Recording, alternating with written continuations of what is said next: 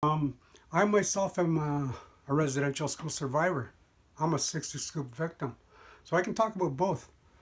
Um, and this is one of the reasons why I want to do um, this project that I want to start or try to get going is to encourage other survivors, to come out and tell their story.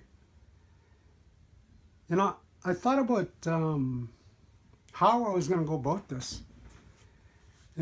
If I had each and every survivor in front of me today, I would like plead with them. I would beg them. You know, I'd even cry with them. Like, come on, man, let's get this story out.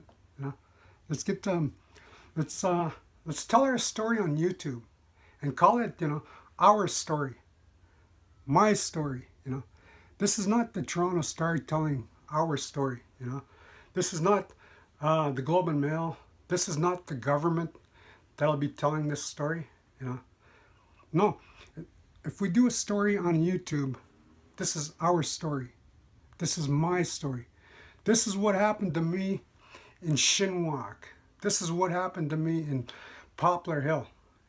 I mention these places because, like I said, I myself am a residential school survivor, and this is where I went. And a lot of my family went to these places. A lot of my relatives, a lot of my friends went to Shinwalk. A lot of my friends went to Poplar Hill.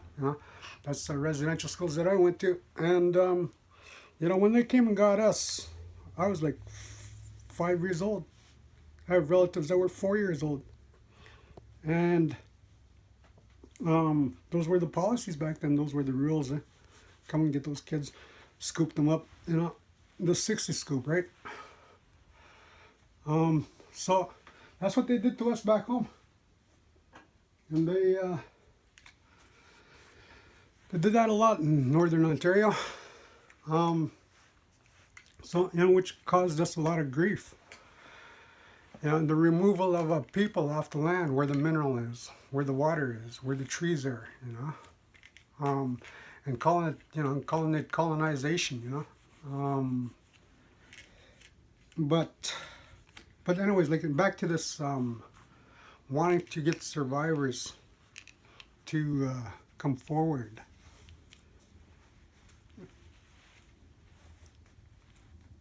And tell their story on YouTube. I've been doing rallies, demonstrations. I've occupied places. I've occupied INAC. I've done blockades. I've done pipeline action. I've become an activist. I've been labeled an activist. Been labeled a lot of things. but anyways, that's beside the point. But anyways, no, like I said, and me, I get to go to demonstrations. I get to go to rallies because I live in Toronto. I get to go, and do this, do that, participate in different events, get to talk to media, get the word out, trying to get the word out as to what happened in the residential schools, the 60 scoop, the land claims, the pipelines, I get to do all that. I also get to talk to a lot of survivors. I also get to talk to a lot of 60 scoop victims. And quite a few of them, tell me their story. And when they're telling me their story, they know that I've been through, like I said, everything that's been thrown at me, in the residential schools, the 60 scoop.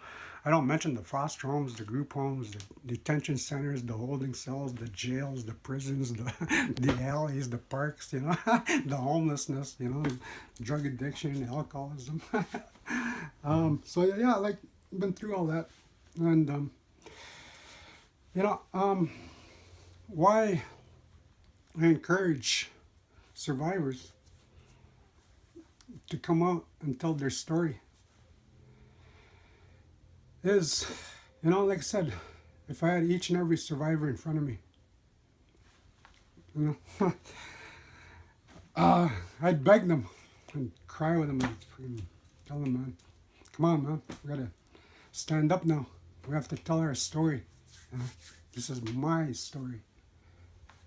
What is it that you're trying to achieve by getting these stories and bringing them to the public's attention? Well, one of the things that, like I said, there's a real propaganda machine at play here, eh? And through the governments and through the what happened here. Um, Getting our story out, like I said, it's Toronto Star and Globe and Mail and other media and other and government that has kind of like control of our story. But if we come out on YouTube and start telling our story and calling it our story, this is my story. And anytime the Toronto Star or government's telling the public about residential schools or the 60 Scoop, well, if we do stories on YouTube, you know, the public out there doesn't, like I said, propaganda, man. So, so it's a big machine and the public falls for it. But once you do YouTube stories, once you start, you know, cranking them out, one story after the other, this is our story. This is what happened to me, you know. The government won't be able to hide that, like the public will just be able to go on the internet, click on YouTube and hear right from the survivors themselves, from the people themselves, what happened in the schools, what happened with the 60 Scoop. Because, I've got stories that I'd like to tell about the 60 Scoop, the residential schools, but also, how our people landed up in different countries, in different places, in different cities, in different municipalities with different peoples, and how to this day they're still, feeling confused and angry and lost, and by doing today's internet media and all the other, this is this is a way of standing up and helping your fellow survivor, you know. Could you speak a bit about where you're from and what your home community is like? I'm from northern Ontario. um, I'm from Mishigogama, it's called. At one time, it used to be called Osnaburg, the land of Oz. Um, we're very well aware of, residential schools and 60 Scoop and the politics that played out. We have a highway running through our community. And not only myself did I go through the experiences that I went through with, like I said, to keep on mentioning the residential schools. Like, I got uncles, I got aunts, I got brothers, I had sisters, I had, we went through it all. We went, and like I said, the whole community, and it's just not within our community that went through this experience. It's other communities that they went into, fly-in communities that they went to go get these kids, That's what I want to try to explain on YouTube, like that way we have control of our own story. We have to get it out. And by doing YouTube, that's the fastest, easiest. And, like, look at it as not just a way of telling your story and helping other people, but now we can start the healing process if we start telling our story. Because, when I got into activism, the very first thing I ever did was YouTube, telling my story. And before that, I remember feeling like shit, man. I remember feeling like, how the hell am I going to tell my story? How the hell am I going to find people that know my story? How the hell am I going to, because of missing murdered Native women. My mother was murdered while I was in the residential schools. And they had policies, rules, and laws back then that did not inform the child of a passing of a parent, whether it was your grandfather, your grandmother, whether it was your father, your mother, or siblings. So, I didn't have a clue, right? But when I started looking into my mother's case, somebody recommended YouTube. This beautiful lady, she's passed on, and from Thunder Bay. She recommended I go on YouTube, and she invited me to her place, her house. Total stranger. She just wanted to help with First Nation causes, support her, and I went into her place. We set up a camera, video equipment, and that was the first time I ever told my story. YouTube. You can view it on YouTube. You can Google Gary Wassaykeesic and you'll find it. But when I did YouTube the very first time, Oh man, the release I got, the feeling that I got, like finally able to tell my story, finally knowing that I was doing something, looking into my mother's case. And um, it's just the whole power of YouTube for me at that time was, yeah, it was tremendous, man. I needed YouTube at that time. I needed that, whatever that lady did, she set up all the equipment and everything, and she gave us her apartment to use as a, backdrop. And yeah, Lynn Sharman, she passed on now, but yeah. But I was, What are your thoughts on the Truth and Reconciliation Commission? And is this something similar to that, or well, Truth and how is this Reconciliation, different? I'm insulted by the whole Truth and Reconciliation term, like I don't feel very good about, because, you know what, a lot of my brothers and sisters are dying, man.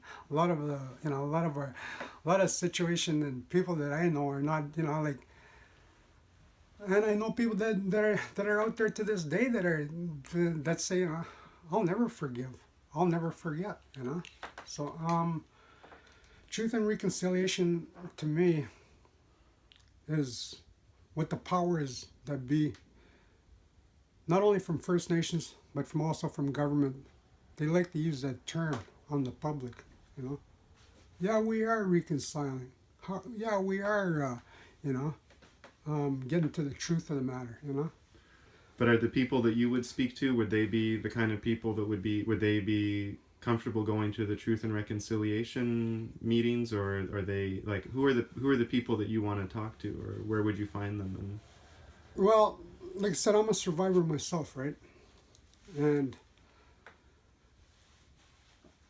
not only do I like live in Toronto and that, I move around quite a bit. I go into Thunder Bay. I go into all other little towns like Sulicote and Dryden, Kenora.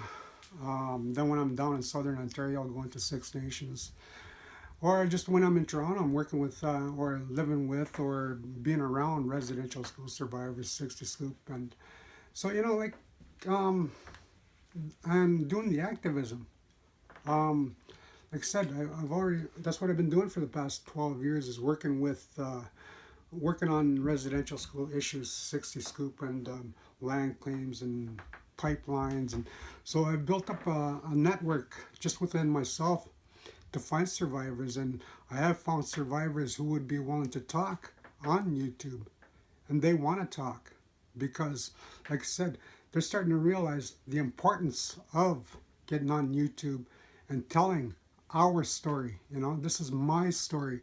And a lot of them are still feeling the hurt, still feeling the anger, still feeling the some of them are on the streets, some of them are in the shelters. And to get them on YouTube and finally being able to tell their story, and it would just the release of all that anger and energy and the past, I think would be very, very, not only healing, but also, like I said, you got to realize where you come from, right? Then you also got to realize where you are today in order for you to go on with tomorrow. So it's very, very important that we talk about what happened within the past so that we know where we are today so we can go on for tomorrow. right on. So, that's one of the reasons why I encourage, people to go on YouTube and start telling their stories. Not just within, like, I'm going to try this, I'm going to do this. I'll find survivors. I'll start cranking stories out. I'll start doing whatever it takes to get these stories out. Like I said, I've done pipeline action. I've done blockades, road blockades, train blockades, and other. To me, trying to get survivors on YouTube to tell their story is another way of standing up. This is the last thing government wants you to do, is tell your story and call it my story. They don't want England listening to you. They don't want other countries listening to you, telling them what happened in Canada. That's the last thing that they want, the powers that be, Now, what kind of support do you need in order to be able to make this a possibility? Support, support, the support I would need not only for myself, for this